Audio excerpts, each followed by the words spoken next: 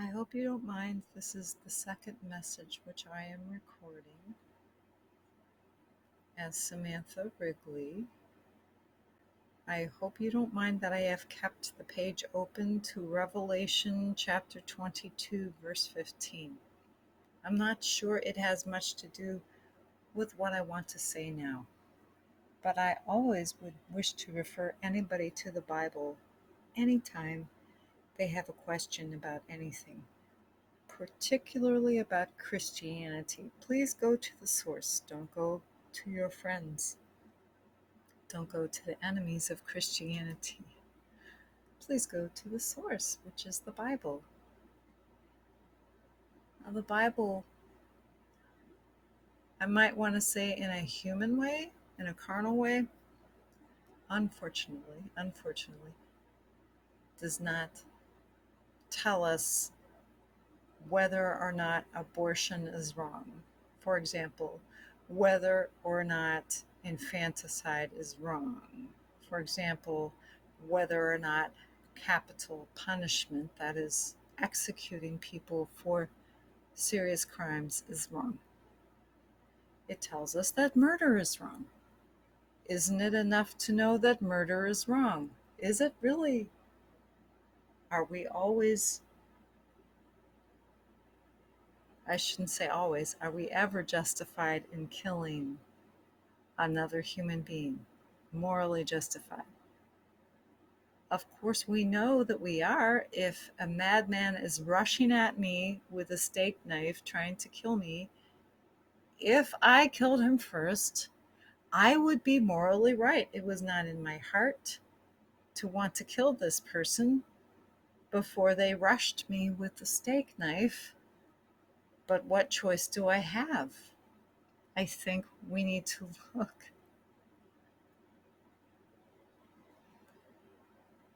I think we need to look at the killing of another human being as only occurring morally in a wartime situation. I'm sorry, as a woman, when I carry my child in utero and I don't want to be pregnant, I don't think the child is going to kill me.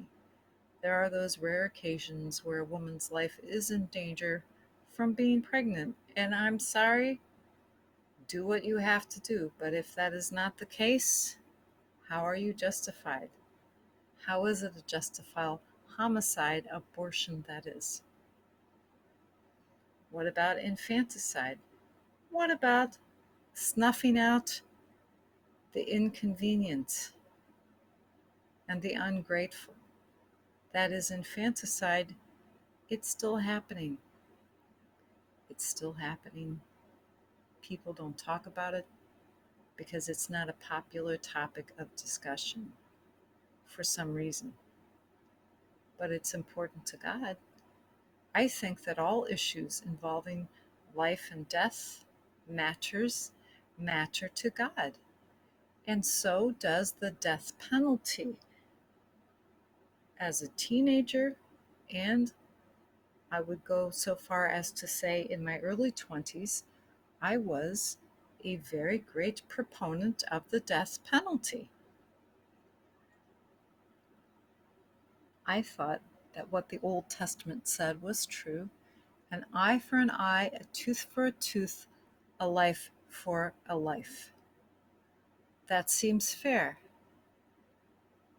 But is anything in life fair? Well, I don't think so. I don't think that because I grew up with the right sort of brain chemistry, in the right sort of family, in the right sort of sector of society, and I have not been tempted to murder, and therefore I have not murdered. I am more righteous than the murderer who was just arrested down the block, for example. I'm not saying that I know that a murderer was just arrested down the block. Can we talk instead about Timothy McVeigh? Here's a person which gets none of our sympathy. Am I right? Timothy McVeigh, one of the Oklahoma City bombers, along with Randall Terry. McVeigh, Terry, sympathy, right? Come on. Ah, it haunts me because Timothy McVeigh was a very young person at the time that he committed that horrendous mass murder, which was the Oklahoma City bombing. He was brainwashed by a hateful ideology. And hateful ideologies are hateful whether they veer to the left or whether they veer to the right. Hate is hate. Hate knows no direction. Hate knows only bloodshed as its ultimate goal. I feel very bad about the victims of the Oklahoma City bombing and how so many lives were shattered. The lives of the survivors were shattered. The friends, family, survivors of the actual blast.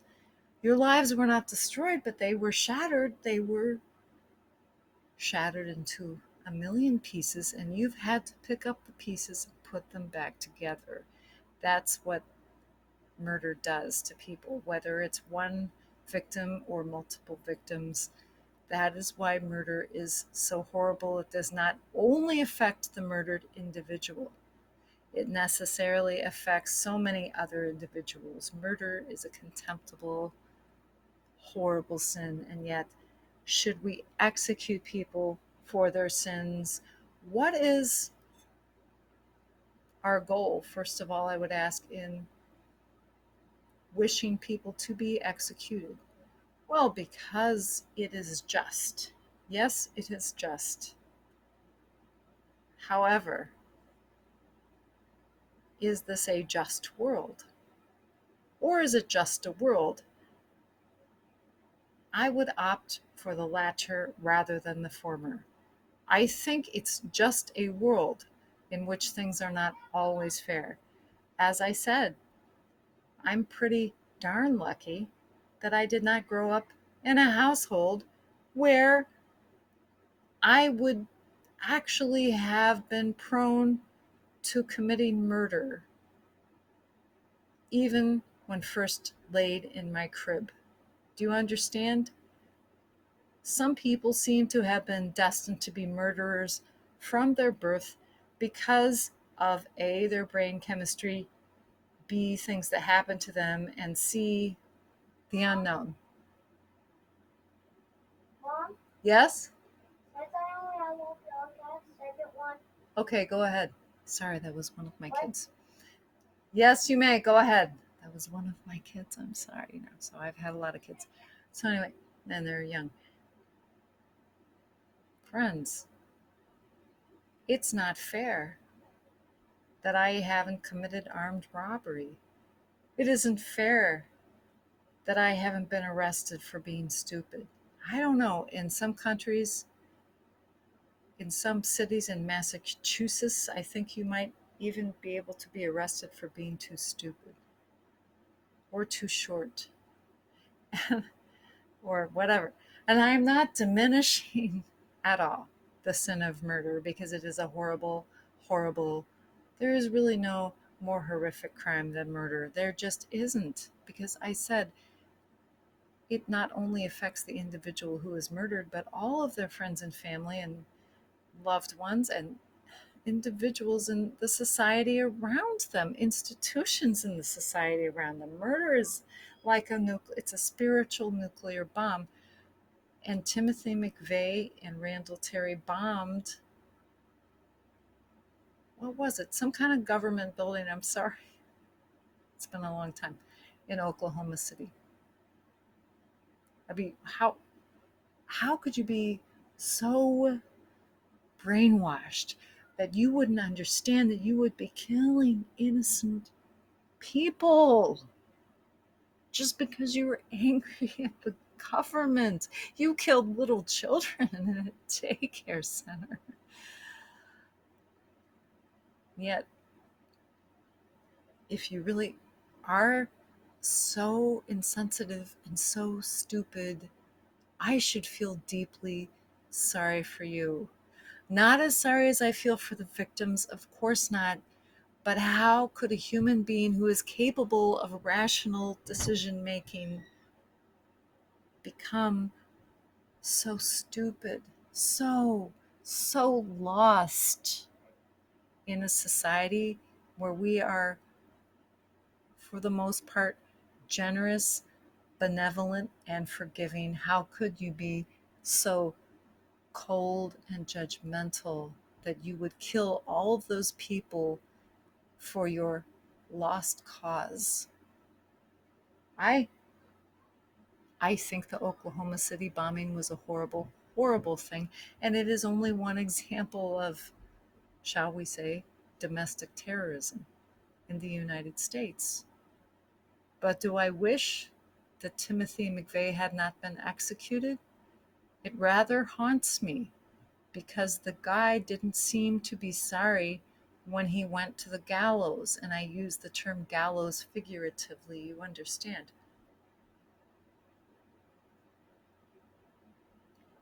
He chose to recite the poem or parts of the poem Invictus, right? I and I alone, I'm the captain of my own ship. You could look it up. I think Invictus is Latin. He had some clue that he had done a horrifically wrong thing, but he had not the emotional maturity or the mental acuity to come to terms with the true horrors of his crime, the truly horrific, horrendous, gargantuanly horrific nature of his crime. I think that he knew in his heart and his conscience he had done something wrong, but he went to the gallows unrepentant. It bothers me a great deal. And that's why I'm against the death penalty, because I think we need to give people time to repent, because our ultimate goal as Christians ought to be getting every lost soul into heaven. Thank you. Goodbye.